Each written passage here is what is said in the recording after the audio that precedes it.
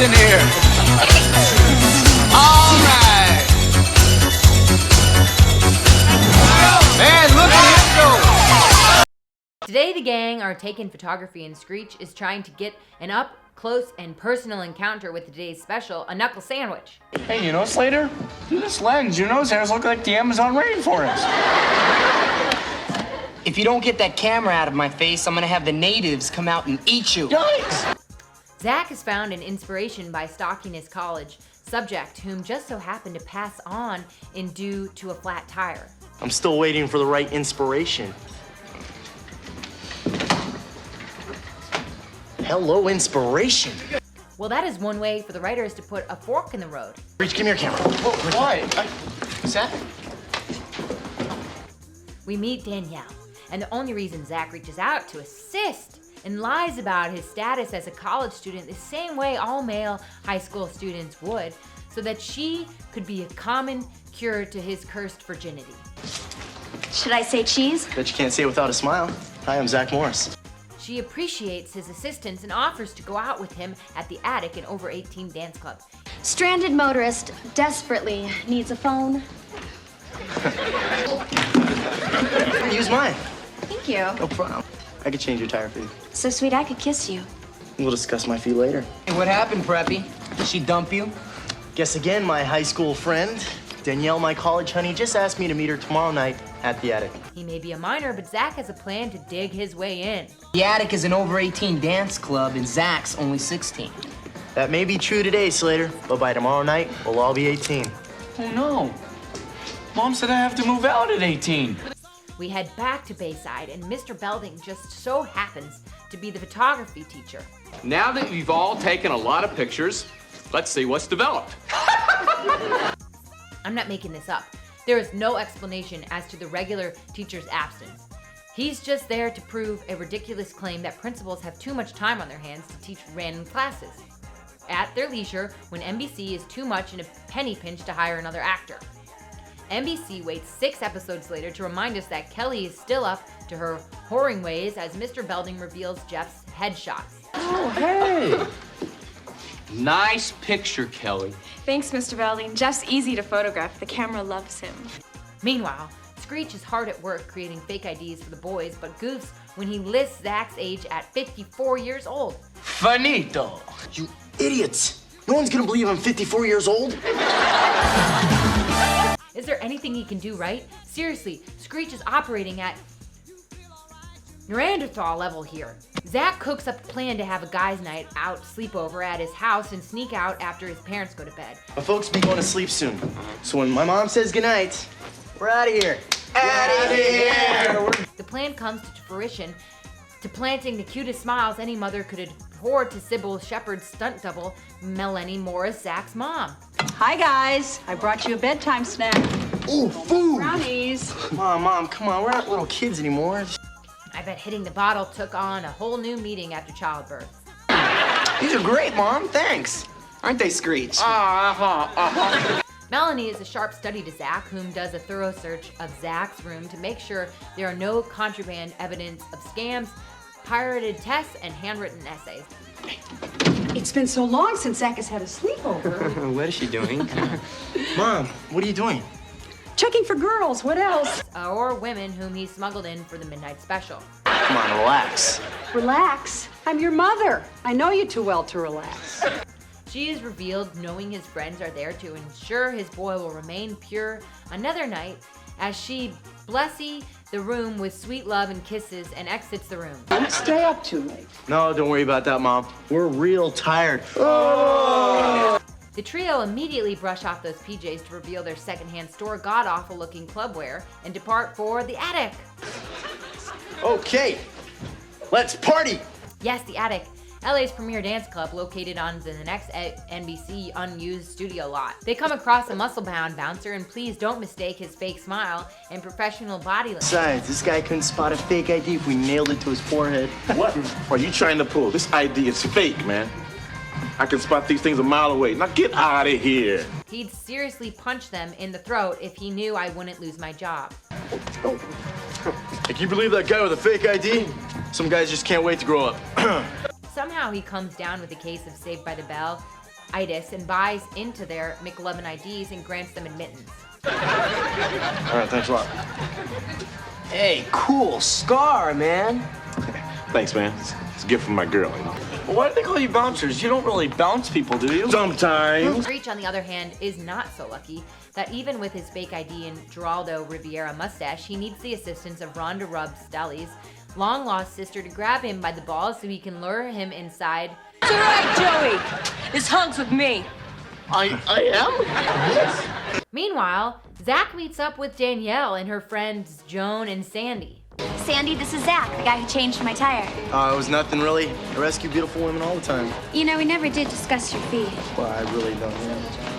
At this moment, Zach has to be thinking, the hell with a girlfriend. I just want someone who wants to hang out all the time and thinks I'm the best person in the world and wants to have sex with only me. Danielle then plants him on the spot and goes off to dance while Screech runs off from Helga because she's masculine, strong, can break down walls, and it's funny. Hey, please! That's our friend Don. He's kind of shy. Excuse me, I'm sorry. Slater, however, does his best not to impress by quoting out of the Bad Dates playbook by spending his entire time talking to Joan and Sandy about Jessie until she became doped up on caffeine pills and began a Vegas crack stripper whore. Oh, look! Here's Jesse and me at Disneyland. Oh, those aren't her real ears. You know what?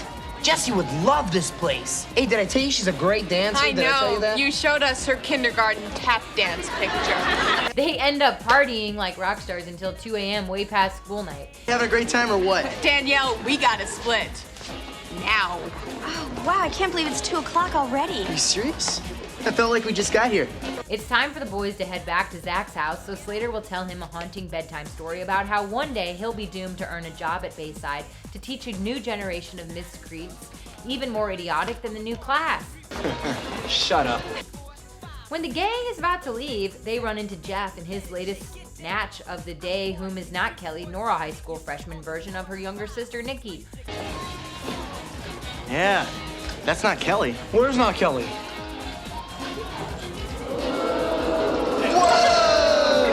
My oh my, have the tables have turned.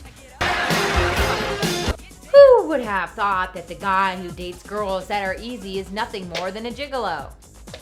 The next day, due to the lack of REM sleep, the boys are half past dead, all passed out of their minds all over the staircase as Mr. Belding looks with glee, glancing at pictures of random photo spreads of his wife. I said, notice the use of shadow and light. Oh, yeah, yes. Shamu has an overbite. But in actually is fat shaming his wife for resembling Shamu. She's a whale of a woman, sir. Whale. All right, I can take a hint. You got to love Belding's funny, warped sense of humor.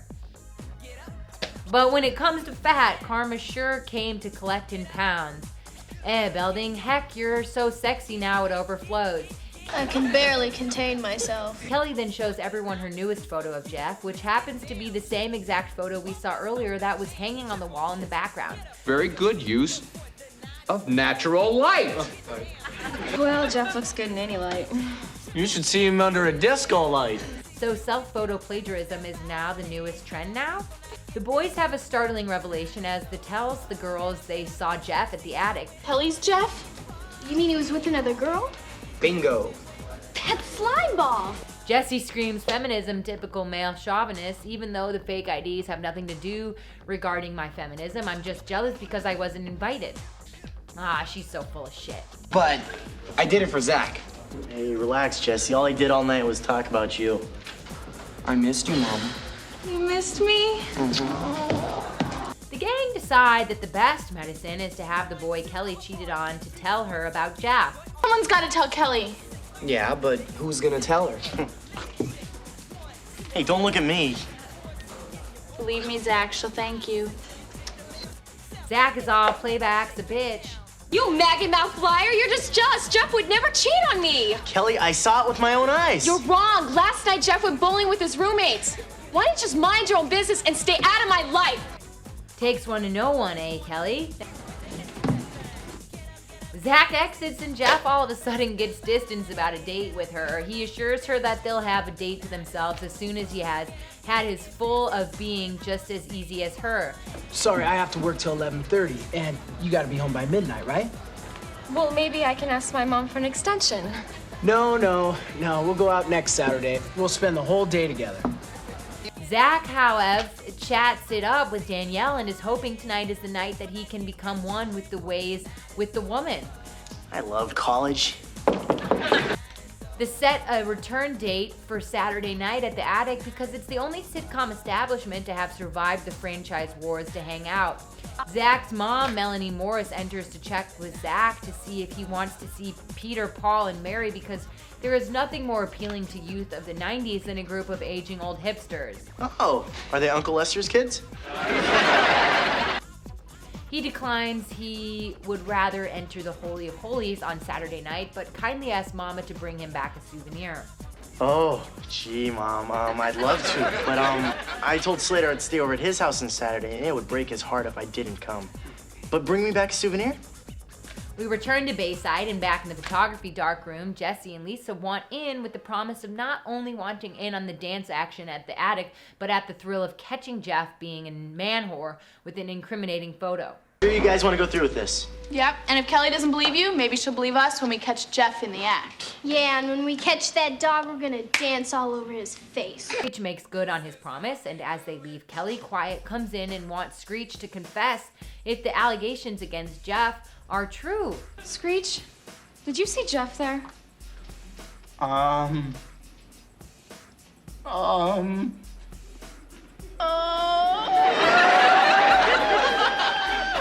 He confesses that her and Jeff's so-called pairing is about to come to a long, abrupt end after 8 whole episodes. It's true? But why? I mean, why would Jeff cheat on me? I don't know, Kelly. Men are such fools. What can I say? It was karma biting her in her bum for the viewing audience, just not feeling the love from these two. I hope I never become one. Back at the Attic, Screech dresses as one of ZZ Top's sons because every woman's fooled crazy by a sharp-dressed man. Slater, help me. Reggie's back and she's still hot for my bod. Daddy! Melanie returns back from Peter and Paul and Mary concert and puts the poster pin up next to all the other non-60s folk singers. He'll like this. A little out of touch, aren't we, Mom? You may want to stop puffing the magic dragon. The magic dragon, live by the sea. Then, for the first time in Saved by the Bell history, Zach's brick phone rings unexpectedly at home. She is alerted to its presence and answers only to hear Danielle on the other line, informing her that she'll be late to the Attic where she plans to deflower your son. What's the Attic? Oh, the dance club he met you at last week. Oh, don't you worry. He'll get it all right. Zach is meanwhile growing hesitantly paranoid, watching for Danielle out of fear of being stood up while she cockblocks Lisa attempts to have a good time. Is that Danielle over there? I think I see her. What? Nah, that wasn't her.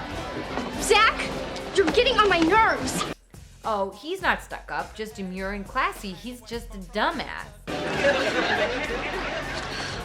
Well, Lisa is not going down without getting down with someone, but that's not until she spots Jeff again, ready to reel in the next barely legal one of the night. You guys. Hey, Lisa, wait a sec. What's going on? The gang confronts him, ready to bound, gag, kick, and watch him squeal, but that's not until he disappears, ready to be publicly embarrassed by the Me Too movement. Well, look at the bright side. Lisa's with the same girl. That creep.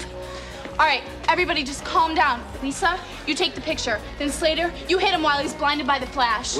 Before they do with this whore with the heart of gold, Kelly wants one last pop at him. Kelly! Hi. Excuse us, Jenna. Kelly, what are you doing here? I'd ask you the same thing, but I already know the answer. And she tells him off and basically sums it up as such. Well, it's not like we're going steady or anything. I mean, I like you a lot. I broke up with a great guy for you. You're very special to me, but I'm just not ready for a commitment right now. Sweetie, the amount of nagging and bitching I do is directly proportionate to the amount of lying, cheating, and douchebag that you are. Yeah, well, I'm sorry I fell for a dishonest jerk like you. Goodbye. Kelly apologizes to Zach that only bitches and hoes attract. You were right, Zach. I guess I should erase all those bad things I wrote about you in my diary. That'd be nice. It is turning out to be a good night with Zach and Kelly having some closure, and Zach about to enter the pearly gates of paradise with Danielle. Well, at least you have a date, Screech. I got stood up. Melanie comes walking on in to spot him on sight. Oh, don't worry, honey. Danielle will be here at 11. Hot on Zach's trail, police mom confiscates their fake IDs and escorts them back to his wagon. Mom! Mama, I can explain. Good. You can start by telling me how you got in here. It's a cake. All you need is one of these little beauties. And Zach begs Melanie for some brief visitation time with Danielle. So do you want to dance?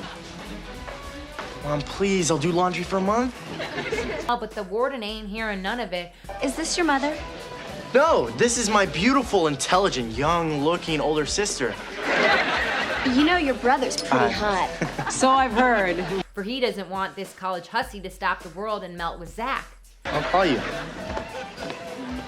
So off to Zach's room for some spankings, but the girls get off scot-free. You should come back. Oh, really? What a cool mom. Yeah, in about 2 years. Oh, Mom. I guess the parental laws were different for the women to troll for tail, but for the guys to remain grounded. Oh, Mom.